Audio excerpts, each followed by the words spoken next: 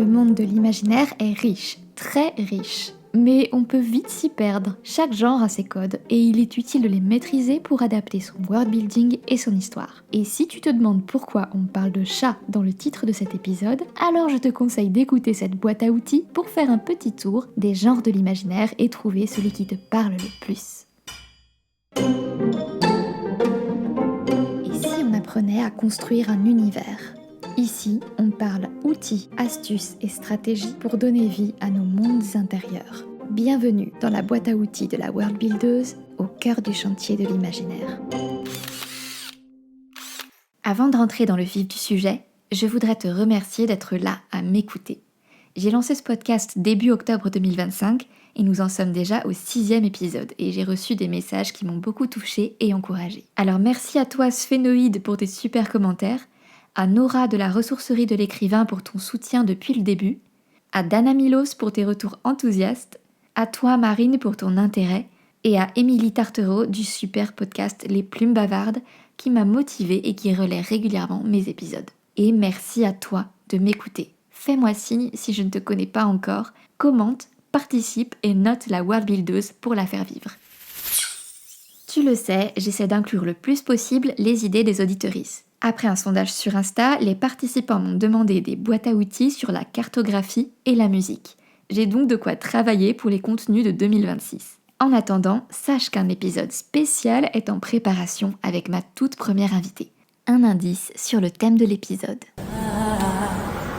Mais on ne va pas trop spoiler et avant de poursuivre le petit programme de la World Buildeuse, je me suis dit que ce serait pas mal de s'arrêter sur la question des genres de l'imaginaire, qu'on regroupe aussi, pour faire simple, sous l'abréviation SFFF, pour science-fiction, fantasy et fantastique.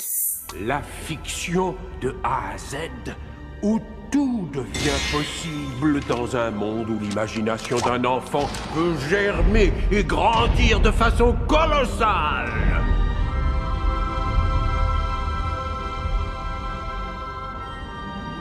Un monde où le courage d'un enfant est le vent qui l'entraîne vers la découverte.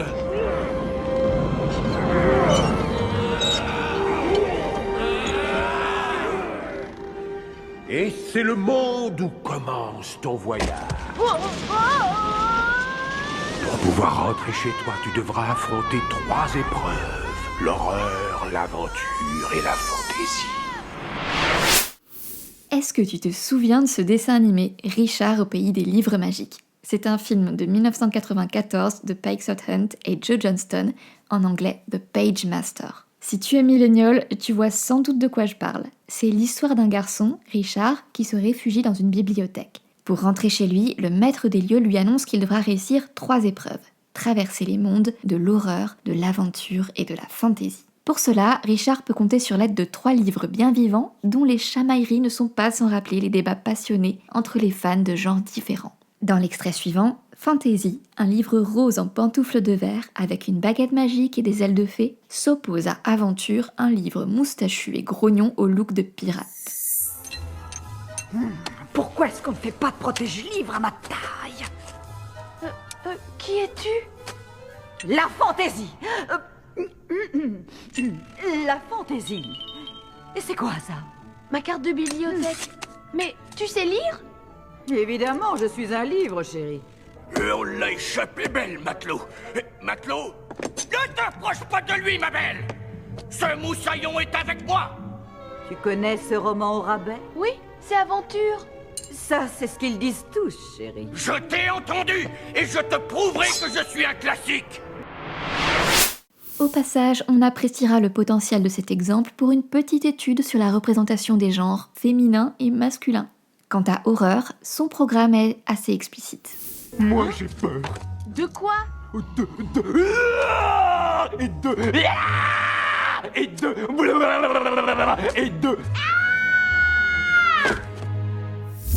Aventure, horreur et fantasy, c'était il y a 30 ans. Maintenant, les genres de l'imaginaire ont bien évolué, mais avant d'enchaîner sur tous les sous-genres qui existent aujourd'hui, laisse-moi te parler de petits chats. Tu te demandes peut-être pourquoi je te parle de félins tout à coup. Eh bien, au-delà de mon amour immodéré pour ces créatures, j'aimerais te parler de la parabole du chat, popularisée par le critique littéraire français Denis Guillot. Je te mets d'ailleurs un lien vers son texte en description si tu veux en savoir plus. Dans le texte dont je vais te parler, Denis Guillot nous aide à faire la différence entre les littératures mimétiques et les littératures non mimétiques. Alors pour faire simple, il explique que, dans un roman, si un chat vient se frotter à la jambe de son maître en ronronnant pour réclamer sa pâtée, on est a priori dans de la littérature mimétique. Ça peut être un polar, une romance, un roman historique ou tout ouvrage de littérature générale. En revanche, si le chat se met à râler en disant alors on est dans de la littérature non mimétique. En gros, on est dans l'imaginaire. Et oui, parce qu'un chat qui parle, ça n'existe pas dans notre univers. Hi, how you doing? Du moins à notre connaissance.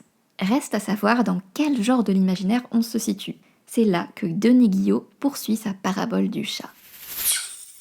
Si le maître manque de défaillir de stupéfaction, se demande s'il n'est pas en train de devenir fou, si ce chat n'est pas un suppôt de Satan, etc., et que, à la fin du roman, ni le maître ni le lecteur n'ont de réponse, vous êtes dans le fantastique. Si la situation est admise, banale, mais que l'auteur ne justifie absolument pas cette situation extraordinaire, vous êtes dans la fantaisie. Mais si l'auteur a rendu plausible cette situation, par des explications sérieuses ou pseudo-sérieuses, le chat est en fait un extraterrestre, un robot, ou bien il a subi des manipulations génétiques, alors vous êtes en pleine science-fiction. Maintenant qu'on a vu la parabole du chat, je te propose un petit exercice pour t'aider à situer le genre dans lequel tu écris ou à identifier celui qui te correspond le mieux. Et d'ailleurs, si tu préfères lire plutôt qu'écrire, ça va te servir aussi. Imagine que dans l'histoire que tu écris ou que tu veux écrire, un chat se met à parler. Comment réagit ton personnage ? Est-ce que ton héroïne sursaute, se demande si elle n'a pas un peu trop bu ou si elle est en plein rêve ? Est-ce qu'elle a un jour la réponse à ces questions ? Tu es dans le fantastique, en train de brouiller les limites du réel et du surnaturel. Est-ce qu'elle trouve ça normal et répond au chat en lui disant « Dis donc ce que tu es grognon ce matin ?» Tu es dans la fantaisie. Un monde où les chats parlent, c'est tout à fait normal. Est-ce que ton héroïne comprend que le chat parle parce qu'il y a une technologie ou des modifications génétiques derrière ? Tu es plutôt dans la SF, parce que tu cherches à rendre un minimum plausible l'événement en te basant sur des éléments scientifiques connus dans notre monde. Si tu hésites entre plusieurs genres pour ta prochaine histoire, tu peux te poser la question suivante. Quelle émotion veux-tu provoquer chez tes lectrices ? Ou alors, quelle émotion veux-tu ressentir si tu es lectrice toi-même ? Veux-tu les troubler, instiller du doute, voire leur faire peur ?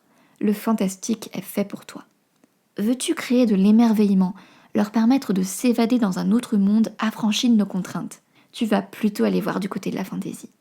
Si tu veux les pousser à s'interroger sur les tendances de notre société ou à imaginer les futurs possibles, alors c'est plutôt de la science-fiction qu'il te faut. Et si tu veux affiner encore, je te propose un autre petit exercice. Premier point, note ce qui est possible dans ton histoire, mais impossible dans notre monde. Un chat qui parle, un bateau doté d'une conscience, un château qui flotte dans les nuages, etc. Deuxième point. Demande-toi comment tes personnages réagissent à ces différents éléments. Est-ce qu'ils sont stupéfaits et incrédules ? Est-ce qu'ils sont très perturbés ?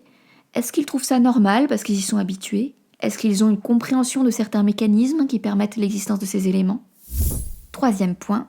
Demande-toi quelles émotions tu veux entraîner chez tes lectrices.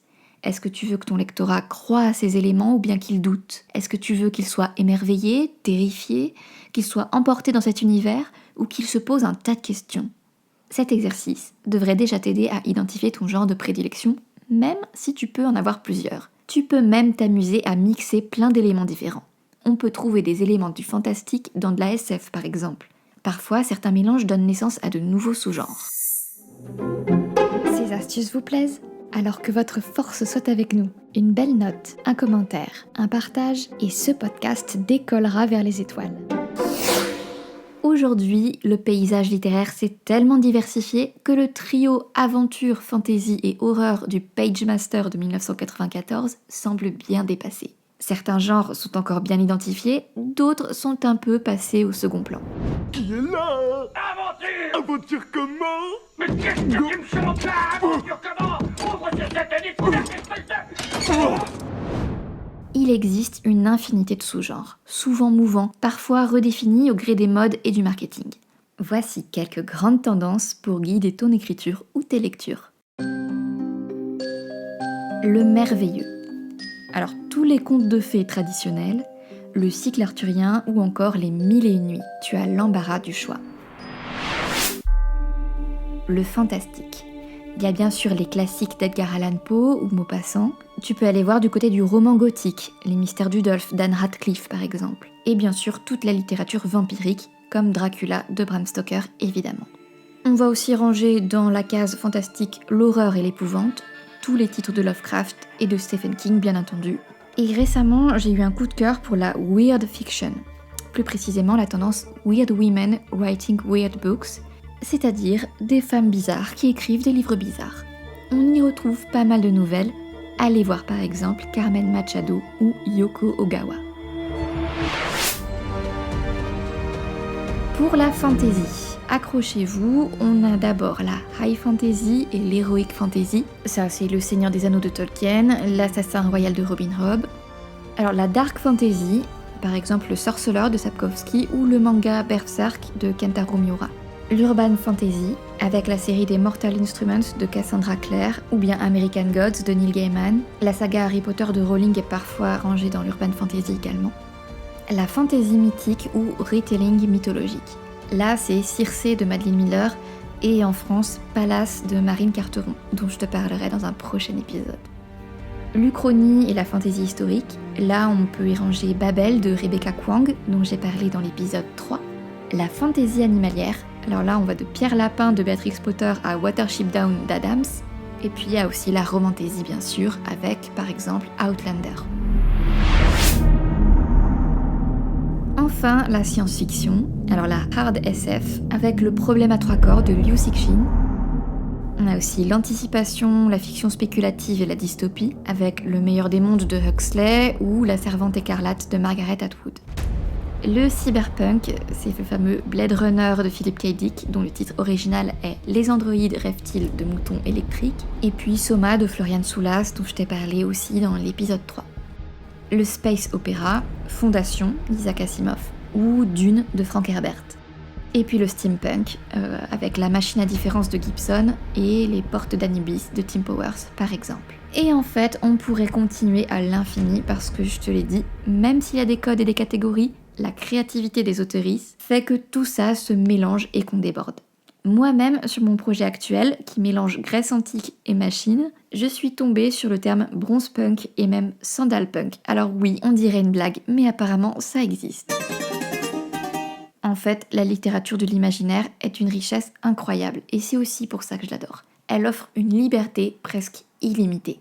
Comme le disent les écrivains du podcast Procrastination, l'imaginaire a cette capacité unique à fédérer des communautés de fans qui s'immergent dans des univers, qui réclament des préquels, des suites, des tomes compagnons. Ça, c'est pas aussi fréquent dans la littérature générale. Pour aller plus loin, je te conseille la lecture du blog du culte d'Apophis, dont j'apprécie beaucoup la richesse et le sérieux. Et l'auteur en a tiré un livre paru chez Albin Michel et qui est intitulé Apophis, guide des genres et sous-genres de l'imaginaire, pour poursuivre tes découvertes si tu le souhaites. J'espère que tu as maintenant quelques billes pour mieux t'y retrouver dans les genres foisonnants de l'imaginaire, à moins que je t'ai définitivement perdu en listant tous ces sous-genres. Quoi qu'il en soit, il est maintenant temps de regagner l'atelier de la World Buildeuse.